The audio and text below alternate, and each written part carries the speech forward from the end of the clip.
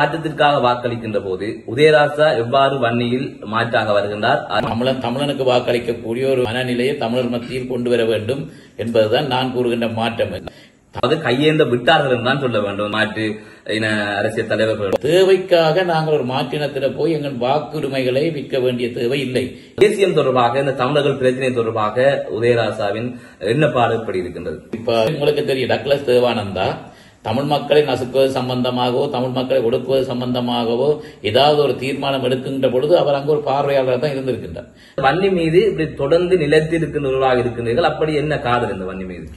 தொடர்ந்தாக தோற்றும் மீண்டும் மீண்டும் போட்டி போடுவதால் நீங்கள் அதை வன்னி என்ற நிலப்பாட்டில் இந்த கேள்வியை கேட்டிருக்கலாம். சக்தி அரசாங்கத்தில் உங்களுக்கு அமைச்சு பதவி கிடைப்பதற்கான வாய்ப்புகள் இருக்கிறதா, எப்படி அமைச்சராக சொல்லுகிறீர்கள் என்பதை இறுதியான கருத்தாக பதிவு செய்யும்.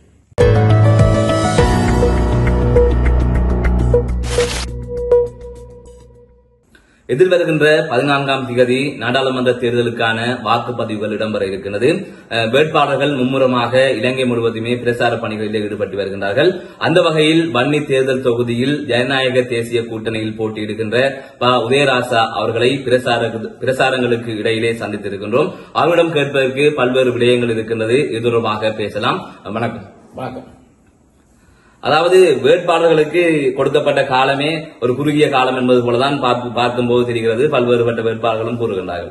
அப்படி இருக்கின்ற போது உங்களுக்கு வேட்புமனு தாக்கல் செய்து அதற்கு பின்பாக நிராகரிக்கப்பட்டு பிறகு நீதிமன்றத்திற்கு சென்று அதற்கு பிறகு வெற்றி பெற்று மீண்டும் பிரசார பணிகளை ஆரம்பித்திருக்கின்றீர்கள். ஆகவே உங்களுக்கு ஒரு குறுகிய காலம் தான் இந்த பிரசார பணிகளுக்காக கிடைத்திருக்கின்றது. இதற்கிடையில் பிரசாரங்களை மேற்கொண்டு வருகின்றீர்கள். மக்கள் என்ன சொல்கின்றார்கள்? எப்படி இருக்கின்றது தேர்தல் களம்?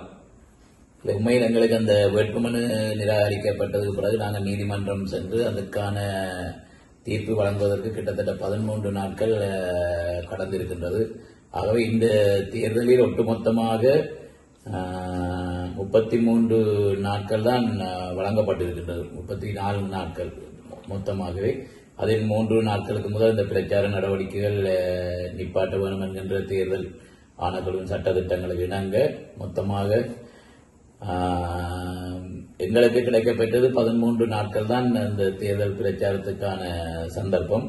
அதுவும் இன்னும் ஓரிரு தினங்கள் தான் அந்த தேர்தல் பிரச்சாரம் முடிவடைவதற்கான நாட்கள் நெருங்கிக் கொண்டிருக்கின்றன. அந்த வகையில் உண்மையில குறிப்பாக முடிந்தளவு முல்லைத்தீவு, வவுனியா, மன்னார் 3 மாவட்டங்களை மையப்படுத்தக்கூடிய இந்த வன்னி தேர்தல் தொகுதியில் நாங்கள் இன்று எங்களின் தேர்தல் பிரச்சாரங்களை முன்னெடுத்து சென்று கொண்டிருக்கிறோம். உண்மையில் அந்த இலங்கை வரலாற்றில் முதல் வன்னி தேர்தல் தொகுதியில் போட்டி போட்ட ஜனநாயக தேசிய கூட்டணியின் முதன்மை வேட்பாளராக நான் எனது மனு நிராகரிக்கப்பட்டு நான் அதை நிராகரிப்பை ஏற்றுக்கொண்டு ஓய்ந்து விடாமல் தொடர்ச்சியாக எனது முயற்சியும் போராட்டங்களும் இந்த வன்னி பெருநிலப்பரப்பில் பிறந்தவன் என்ற அடிப்படையில் பெருமைக்கான ஒரு விடயமாக நான் நினைக்கின்றேன். இந்த நீதிமன்றம் சென்று எங்களுக்கான நீதி கிடைத்திருக்கின்றது. குறிப்பாக அதனூடாக எங்களுக்கு இன்று இலங்கை முழுவதும் தெரியக்கூடிய ஒரு விடயமாக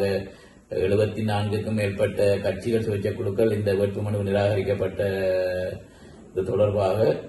ஆகவே 14 கட்சிகள் சுயேட்சை குழுக்கள் வழக்கு தாக்கல் செய்ததில் 11 வழக்கு தாக்கல் நிராகரிக்கப்பட்டு ஒரே ஒரு வேட்புமனு மட்டும் ஏற்றுக்கொண்டு எங்களுக்கான அந்த தேர்தல் போட்டி போடுவதற்கான சந்தர்ப்பத்தை வழங்கச் சொல்லி நீதிமன்றம் எங்களுக்கு தீர்ப்பு தந்திருக்கின்றது.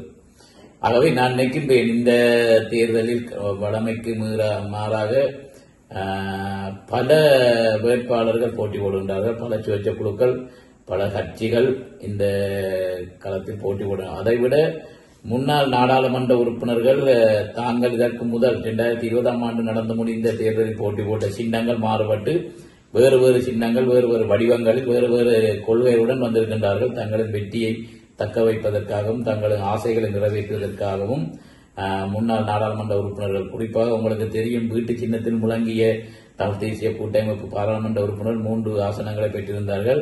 இந்த முறை அது பல வடிவங்களில் வந்திருக்கின்றது. வீடு சங்காகவும் மானாகவும். யாழ்ப்பாணத்தில் சுமந்திரன் எதிரணியாக தமிழரசு கட்சியினர் மாம்பழ சின்னத்திலும் வந்திருக்கின்றார்கள். ஆகவே இன்று இந்த தேர்தலில் நாங்கள் கிராமங்களில் செல்கின்ற பொழுது மக்கள் தேசியத்தை முற்றுமுழுதாக நிராகரித்தவர்கள் போன்று அவர்களின் மனநிலை இருக்கின்றது. குறிப்பாக சங்கா, வீடா அல்லது இவர்கள் இருவரும் பொய்யா என்று சொன்னால் தமிழர்களின் உரிமையை அல்லது தமிழர்களின் இருப்பை தமிழர்களுக்கான நிரந்தர ஒரு தீர்வை பெற்றுக் கொடுக்க வேண்டும்.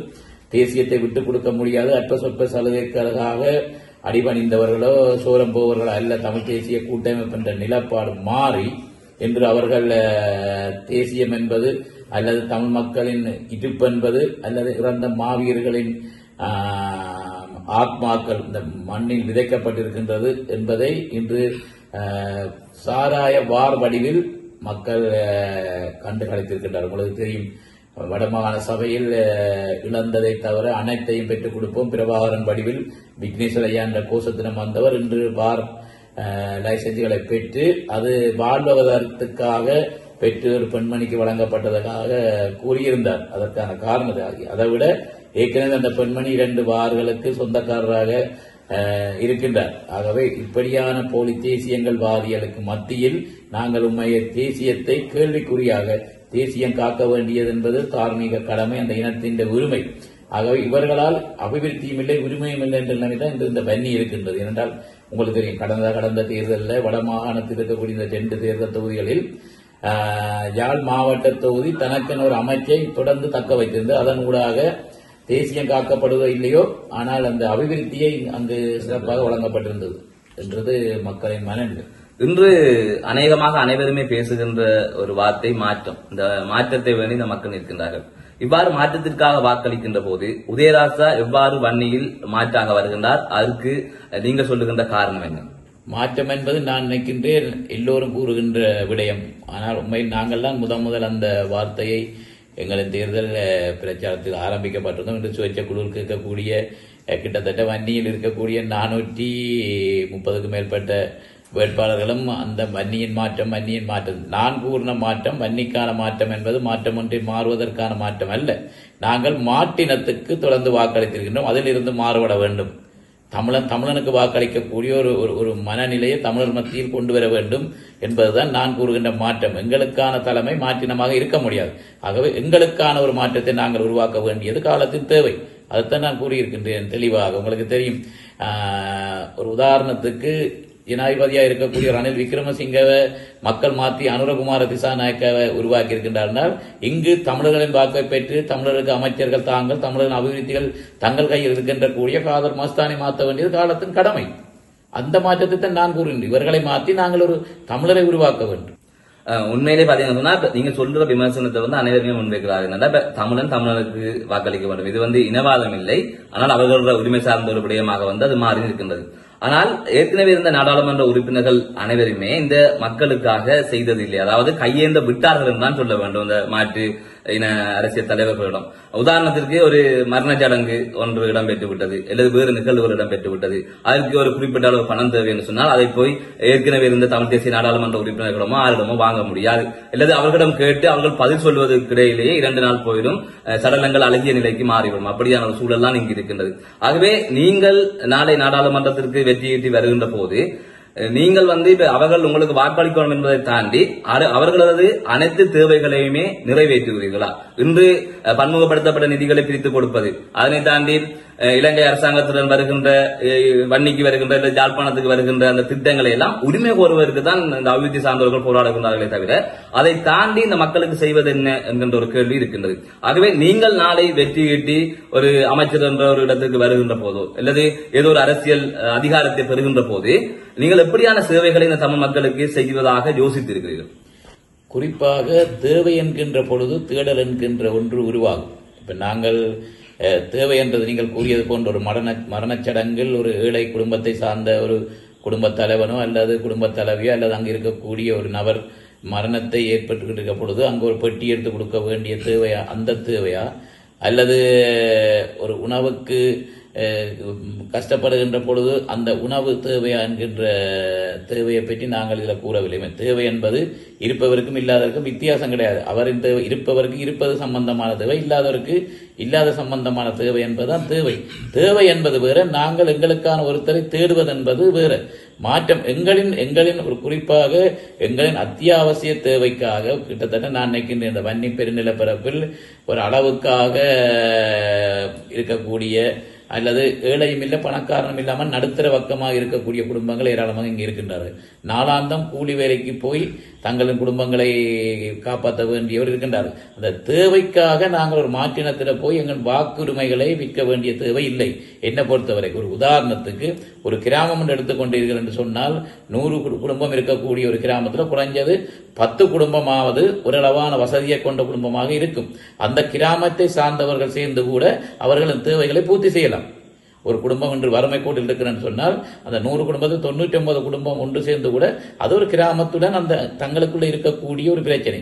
அதை நாங்கள் ஒரு மக்கள் பிரதிநிதியாக உருவாக்குவதற்காக சவப்பட்டிகளையோ சாராய போத்துகளையோ போதிகளை வைத்து நாங்கள் அந்த தேவை என்று என்னை பொறுத்தவரைக்கும் நான் ஏற்றுக்கொள்ளப் போவது கிடையாது.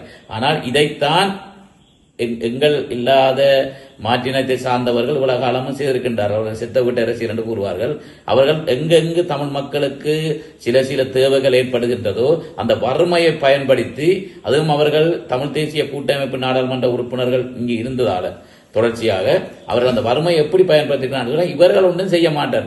உண்மையில் மக்கள் உரிமைக்காக இந்த மண்ணில் மாண்ட மாவீரர்களுக்காக நாங்கள் பேசுகின்ற விடயங்கள், இவ்வளவு உயிர் இழந்த நாங்கள், இவ்வளவு சொத்துக்களை இழந்த நாங்கள், அங்கங்களை இழந்த நாங்கள் என்கின்ற அடிப்படையில் எங்களை உரிமையை பெற்றுக்கொள்ள வேண்டிய தேவை இருக்கு. ஆனால் எங்களை தமிழர் தரப்பில் எப்படின்னு சொன்னால் அந்த உரிமைக்காக பேசுகிறவர்கள் உரிமையுடன் மட்டும் இருக்க வேண்டும் என்ற ஒரு தவறான வழிநடத்தில் மக்கள் மீது திணித்துகின்றார்கள். என்ன பொறுத்தவரை நாடாளுமன்ற உறுப்பினர் என்றது பல அபிலாசைகளுடன் பலர் சேர்ந்து வாக்களிக்கிறது. வாக்களிப்பது அந்த பாராளுமன்ற உறுப்பினரை விட சிறந்தவர்கள் கூட அவருக்கு வாக்களித்திருப்பார்கள்.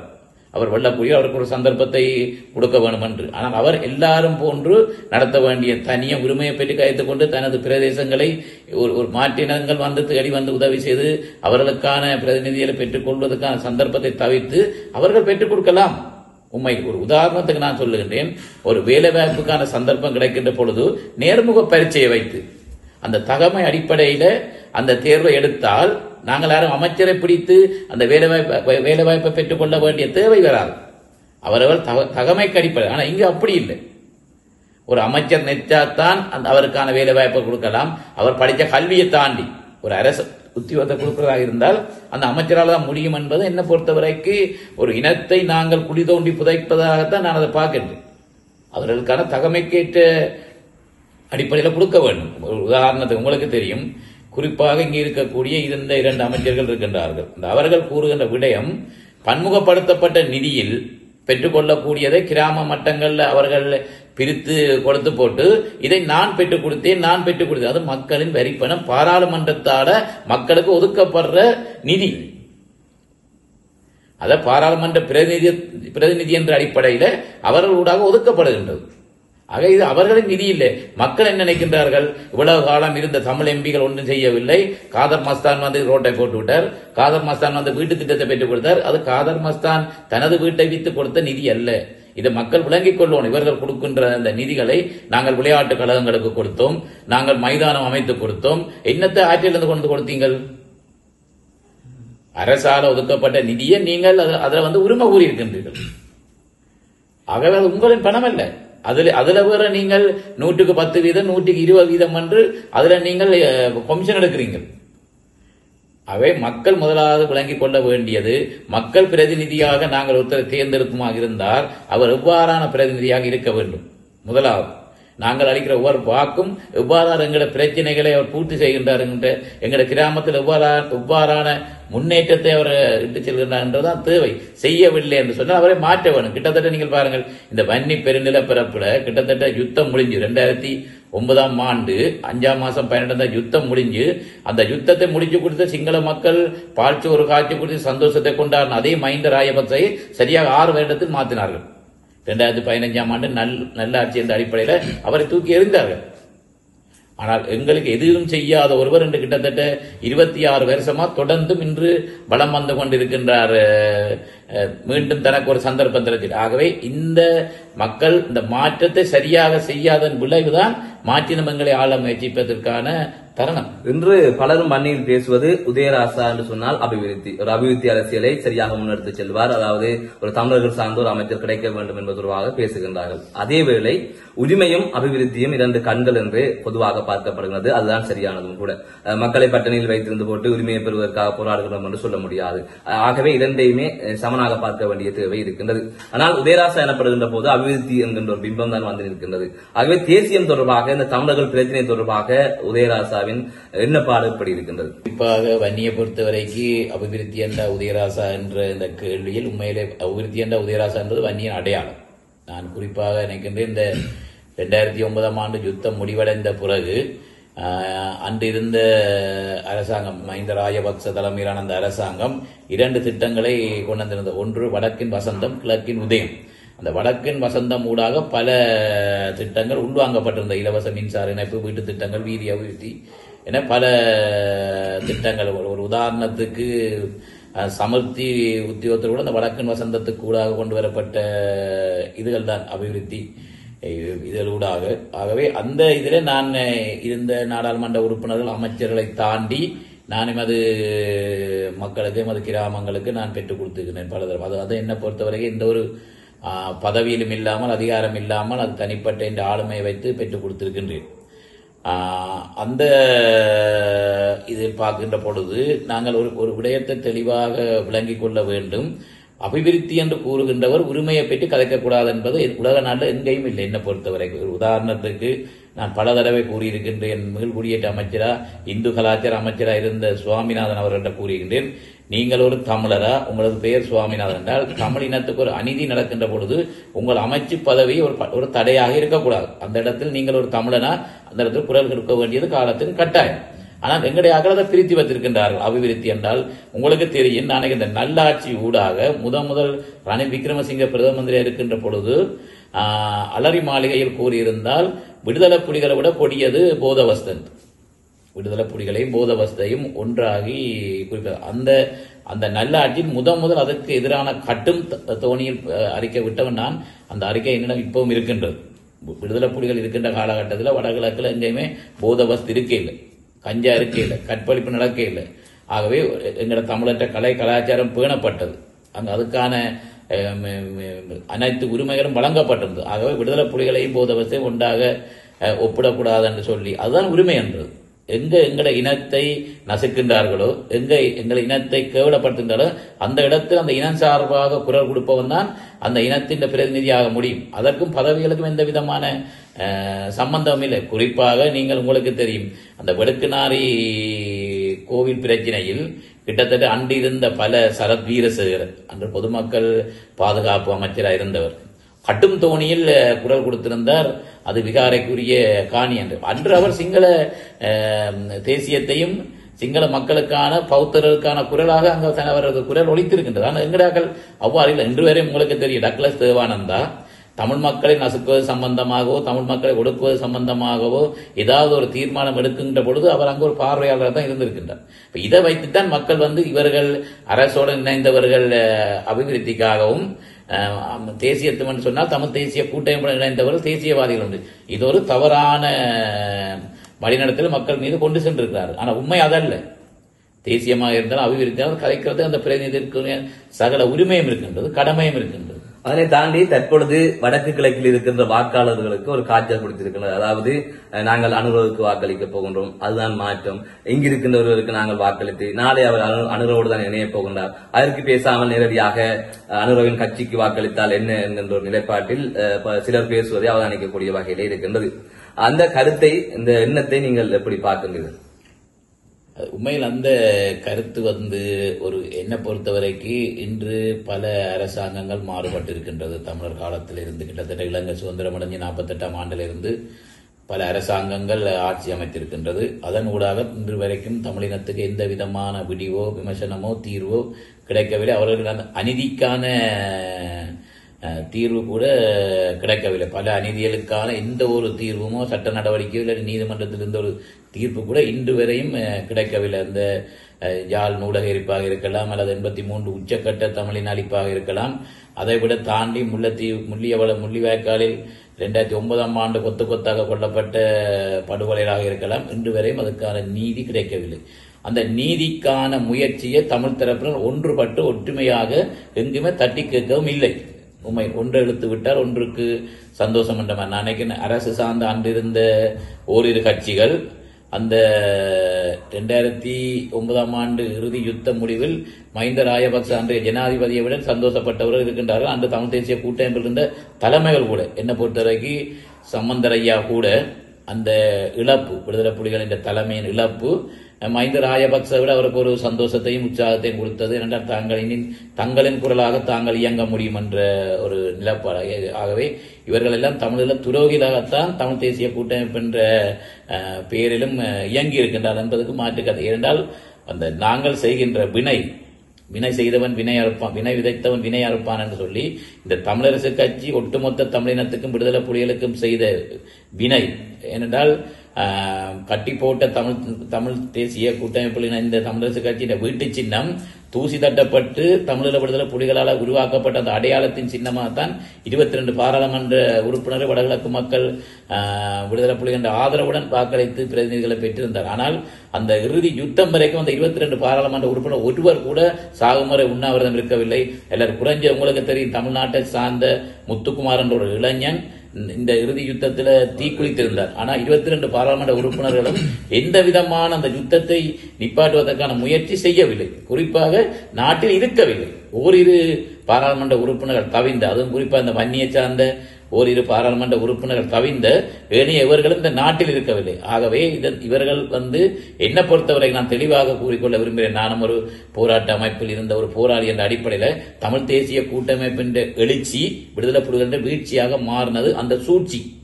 நான் நினைக்கிறேன் சோனியா காந்தி சம்பந்தராக்கள் அதே போன்ற வல்லரசு நாடுகளுடன் சம்பந்தரையா செய்த சூழ்ச்சி தான் இன்று விடுதலை புலிகள் வீழ்ச்சியும் தமிழ் தேசிய கூட்டமைப்பின் அதே இன்று தமிழரசு கட்சி அதே சூழ்ச்சிக்கு சிக்கி சின்ன பின்னமாகி சுமந்திரன் என்ற அணியால இன்று தேசிய முற்றுமுழுதாக வீட்டு சின்னம் தமிழ் மக்களால் புறக்கணிக்க வேண்டிய ஒரு சின்னமாக மாறி இருக்கின்றது. இதைத்தான் சொல்றது. உண்மையிலே என்ன இந்த கர்மான்னு சொல்லுவார்கள். நாங்கள் செய்கிற பாவத்தை என்றாவது ஒரு நாளைக்கு அனுபவிக்க வேண்டும் என்பது சிறந்த உதாரணம். 3 பேர் இருக்கின்றார்கள். ஒன்றில் இன்று ராஜபக்ச பரம்பரையை சார்ந்த அவர்கள் இன்று நினைக்கிறேன் 69 லட்சம் வாக்குகளை பெற்று இலங்கை வரலாற்றில் 53% வாக்குகளின் ஜனாதிபதியாக அவர் பதவியேற்கின்ற பொழுது கூறியிருந்தார். பௌத்த சிங்கள மக்களால் தேர்ந்தெடுக்கப்பட்ட ஜனாதிபதி என்று. அந்த ஆத்மா கர்மாக்கள் அவரை 2 வருஷம் கூட முழுமையாக அந்த ஆசனத்தில் இருக்க விடவில்லை. இந்த நாடற்றவர்களாக ஒளிச்சு ஓடி ஏனைய நாடுகள் அவருக்கு அடைக்கலம் கொடுக்காமல் திரும்ப மிஞ்ச மண்டிட வேண்டிய தேவை என்று இந்த ஒரு அரசியல் அனாதையாக பேசற்ற என்ன ஒரு பெருமதியற்ற பொருளாக அவர் விளங்குகின்றார். அதே பரம்பரையை சார்ந்த நாமல் ராஜபக்ச இந்த தேர்தலில் நடந்து முடிந்த ஜனாதிபதி தேர்தலும் வெறும் 3 லட்சம் வாக்குகளை பெற்றிருக்கின்றார். ஆகவே ஆறாக இருந்தாலும் நீங்கள் மக்களின் சேவைகளை மகேசன் சேவை என சரியாக நீங்கள் உண்மையில் உள்மனதாக அந்த சேவையை செய்திருந்தால் உங்களுக்கான பாராட்டு மக்கள் மத்தியில் பெருகிக் கொண்டு போகும். ஆனால் இந்த சம்பந்தன் ஐயா அணியினர் இன்று 3 துண்டுகளாக இருந்து அன்றைய பேச்சாளர் அதன் தலைவர் உங்களுக்கு தெரியும், மாவை சேனாதிராஜா தமிழரசு கட்சியின் தலைவர். அவர் நடந்து முடிந்த ஜனாதிபதி தேர்தலில் 3 விதமான கருத்துக்களை கூறியிருந்தார். இங்கு வவுனியாவில் நடந்த மத்திய குழு கூட்டத்தில் கூறி சொல்லியிருந்தார், சயித் பிரேமதாசவை நாங்கள் ஆதரிக்கின்றோம் என்று. அதுக்கு பிறகு கிளிநொச்சி மாவட்டத்தில் இருந்த முருகண்டி சொல்லியிருந்தார், பொது வேட்பாளராக நிறுத்தப்பட்ட சங்க சின்னத்தில் போட்டு அரியேந்திரனுக்கு ஆதரவு என்று. அதே அன்று யாழ்ப்பாணத்தில் ரணில் விக்ரமசிங்க அவர் வீட்டுக்கு சென்ற பொழுது பொன்னாடியை போயிட்டு சொல்லியிருந்தார், இவர் ஆளுமை மிக்கவர், சர்வதேசத்தின் ஆதரவை பெற்றவர், இவர்தான் மீண்டும் ஜனாதிபதி அவரை வாழ்த்துக்கள் என்று கூறியிருந்தார். ஆகவே இந்த ஒரு போலி தேசியவாதிகளின் முகத்திரை இந்த தேர்தலில் மக்கள் அடையாளம் காண்டிருக்கிறார். நான் நினைக்கின்றேன் வளமையாக தேசிய பட்டியல் அடிபட்டவர் இந்த முறை தேசிய பட்டியல் கிடைக்காத நிலைமைக்கு இந்த 2 கட்சிகளும் பிந்தளப்பட்டிருக்கிறது. இறுதி கேள்வி, அதாவது அரசியல் இருக்கின்றார்கள். ஒரு 10 வருடம் நாடாளுமன்ற உறுப்பினராக இருந்த ஒருவர் தோல்வியடைந்தால் அதற்கு பிறகாக அரசியலை விட்டு ஒதுங்குகிறார். அதே போல முதல் முறை வருகிறார்கள், பணத்தை செலவழிக்கிறார்கள், ஒரு முறை தோல்வியடைந்தால் வெளியேறி சென்று விடுகிறார்கள்.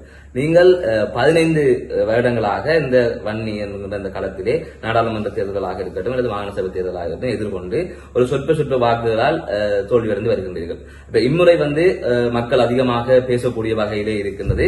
அதுக்குரிய வெற்றி கிடைப்பதற்கு வாழ்த்துக்கள். ஆனால் அதனை தாண்டி இந்த வன்னி மீது இப்படி தொடர்ந்து நிலைத்திருக்கின்றவர்களாக இருக்கின்றீர்கள். அப்படி என்ன காதல் இந்த வன்னி மீது? வன்னி மீதென்று மட்டும் வெறுமன கூற முடியாது. நான் வன்னியில் போட்டி போட்டதால் தொடர்ந்தாக தோற்றும் மீண்டும் மீண்டும் போட்டி போடுவதால் நீங்கள் அதை வன்னி என்ற நிலப்பாட்டில் அந்த கேள்வியை கேட்டிருக்கலாம். ஆனால் அந்த விடாமுயற்சி என்ற ஒன்றை எடுத்தீங்கன்னு சொன்னால் இன்று நாங்கள் எங்களுக்கு அடையாளமாக பயன்படுத்தக்கூடிய மின்சாரமாக இருந்தாலும் சரி அல்லது தொலைபேசி இருந்தாலும் சரி, அன்று அவர்களின் விடாமுயற்சி, அன்று அவர்கள் அந்த முதலாவது தங்களின் தோல்வியை ஏற்றுக்கொண்டு ஒதுங்கி இருந்தார்கள் இந்த உலகத்துக்கு வெளிச்சத்தை கொடுத்திருக்க முடியாது. அது போன்றதான் உண்மையிலே ஆளுமை மிக்க ஒருவருக்கு தோல்வி என்பது அடையாளம். நாங்கள் அதில் இருந்துதான் எங்கள் வெற்றி படியை நோக்கி போக போறோம். அதிலையும் நீங்கள் பார்க்க வேணும் என்னன்னு சொன்னால், ஒவ்வொரு தேர்தலையும் நான் வாக்கு வீதத்தால் தோற்கவில்லை, வெற்றியில தான் தோத்திருக்கின்றேன் வழியே எனக்கு இருந்த வாக்குகள். குறிப்பாக முதலாவது தேர்தலில் நான் 6000 வாக்குகளை பெற்றிருந்தேன் என்றால், அதற்கு அடுத்த தேர்தலில் அதை விட நான் 3000 4000 வாக்கை கூடுதலாக பெற்றிருக்கிறேன். என்னை ஏற்கின்ற மக்கள் படிப்படியாக ஒவ்வொரு தேர்தலையும் கூடிக்கொண்டு போகின்றார்கள். அதே போன்று உங்களுக்கு தெரியும், தமிழ் தேசிய கூட்டமைப்பில் இருக்கக்கூடிய வேட்பாளர் உங்களுக்கு தெரியும், செல்வம் அடைக்கலநாதன் அவர்கள் 2004ஆம் ஆண்டு தமிழ் தேசிய கூட்டமைப்பை உருவாக்கி போட்டி போடும் பொழுது அவர் எடுத்த வாக்குக்கும், 2010ஆம் ஆண்டு அவர் எடுத்த வாக்குக்கும், 2015ஆம் ஆண்டு அவர் எடுத்த வாக்குக்கும், 2020ஆம் ஆண்டு அவர் எடுத்த வாக்குக்கும் வெற்றியிலும் படுதோல்வி அவரின் வாக்கு எண்ணிக்கை. இதைத்தான் நான் பார்க்கின்றேன். எனது வாக்கு வீதாசாரம் குறைந்திருந்தது என்று சொன்னால் நான் பரிசீலித்திருப்பேன். ஆகவே வெற்றி என்பது நாங்கள் ஒவ்வொரு தோல்வியையும், உங்களுக்கு தெரியும், நடந்து முடிந்த ஜனாதிபதி தேர்தல் ஒரு சிறந்த உதாரணம். 2019ஆம் ஆண்டு ஜனாதிபதி தேர்தலில் அனுரகுமார திசாநாயக்க வெறும் 3 லட்சம் வாக்குத்தான் எடுத்திருந்தார். அந்த 3 லட்சம் வாக்கு இன்று 56 லட்சமாக மாறி இருக்கின்றது. அதே எங்களுக்கு மாறக்கூடாது, ஏன் மாறாது? அதற்கான முயற்சி, அந்த முயற்சியை நாங்கள் விடுவோமா இருந்தால் நாங்கள் ஆள வேண்டியவர்கள் எங்களை ஆளுவார்கள் என்ற தொடர்ந்து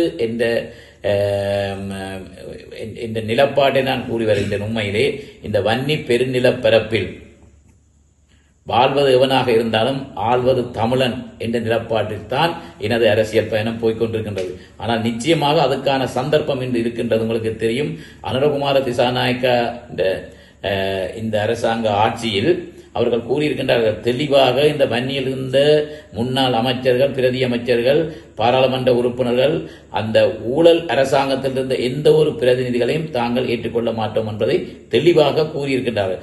ஆகவே இன்று சஜித் பிரேமதாச ஜனாதிபதியாக ஆகியிருந்தால் அது அவர்களுக்கான சந்தர்ப்பமாக அமைந்திருக்கும்.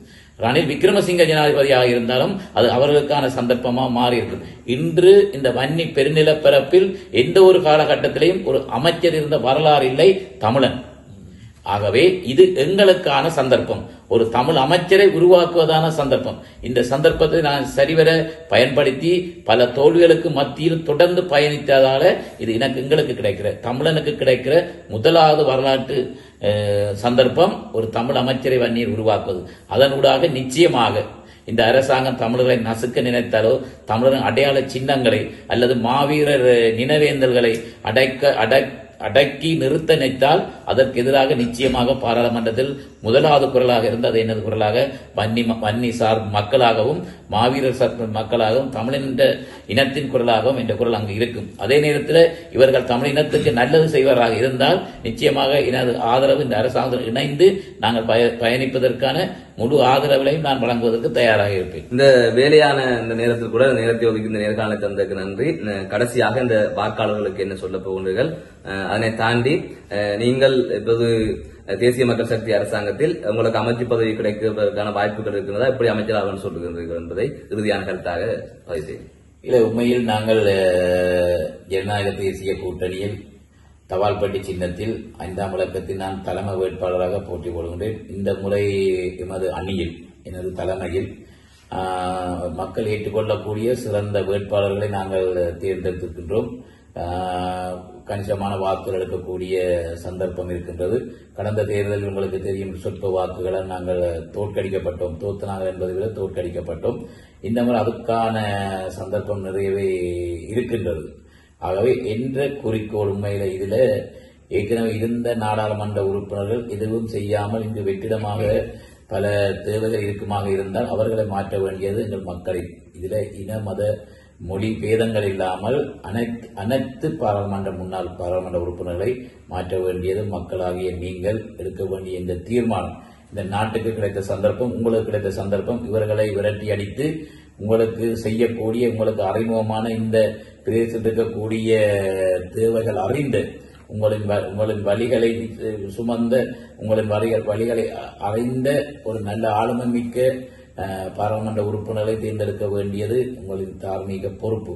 அந்த வகையில் எங்களின் கட்சியில் போட்டியிடக்கூடிய நான் உட்பட சகல வேட்பாளர்களும் ஆளுமை உள்ளவர்கள், ஆற்றல் உள்ளவர்கள், பல துறைகளில் சேவை செஞ்சவர்கள், செய்து கொண்டிருக்கக்கூடியவர்கள், இளைஞர்கள், துடியாட்டமானவர்கள் எங்களின் கட்சியில் போட்டி போடுகின்றார். உங்களுக்கு அவ்வாறான உறுப்பினர்கள் தேர்ந்தெடுக்க வேண்டுமா இருந்தால் எமது கட்சியில் 9 வேட்பாளர்கள் போட்டி போடுகின்றார்கள். அதில் நீங்கள் விரும்பினால் குறைந்தபட்சம் 3 வேட்பாளர்களாவது வெற்றி பெற செய்யலாம். இல்லைன்னு சொன்னால் இங்கு பல தமிழ் அரசியல் கட்சிகள், தமிழரை நேசிக்கிறவர்கள் போட்டி போடுகின்றார்கள். நீங்கள் அவர்களுக்கு கூட அந்த சந்தர்ப்பத்தை, மாற்றத்துக்கான சந்தர்ப்பம், பழைய பாராளுமன்ற உறுப்பினர்களை மாற்றி புதிய பாராளுமன்றை உருவாக்கி எதிர்வரும் காலத்தில் எவராக இருந்தாலும் வெற்றி பெற்று மக்களுக்கான சேவையை சரியாக செய்யவில்லை என்றால் மாற்றுவோம் என்கின்றதுக்கு இது சிறந்த ஒரு அடையாளம். என்ற 2024 ஆண்டு 11 மாதம் 14 தேதி நடக்கிற இந்த தேர்தல் அனைவருக்கும், ஊழல்வாதிகளுக்கும் மக்களை ஏமாற்றியவர்களுக்கும் ஒரு சிறந்த ஒரு சௌகரியாக நீங்கள் போடுற புள்ளடி அமைய வேண்டும் என்றது எனது எதிர்பார்ப்பு. தினமலர் ஊடகத்தில் மீண்டும் நேர்காணல் சந்திக்கின்றேன். நான் நடராஜ் அஜயகாந்தன். நன்றி. நன்றி.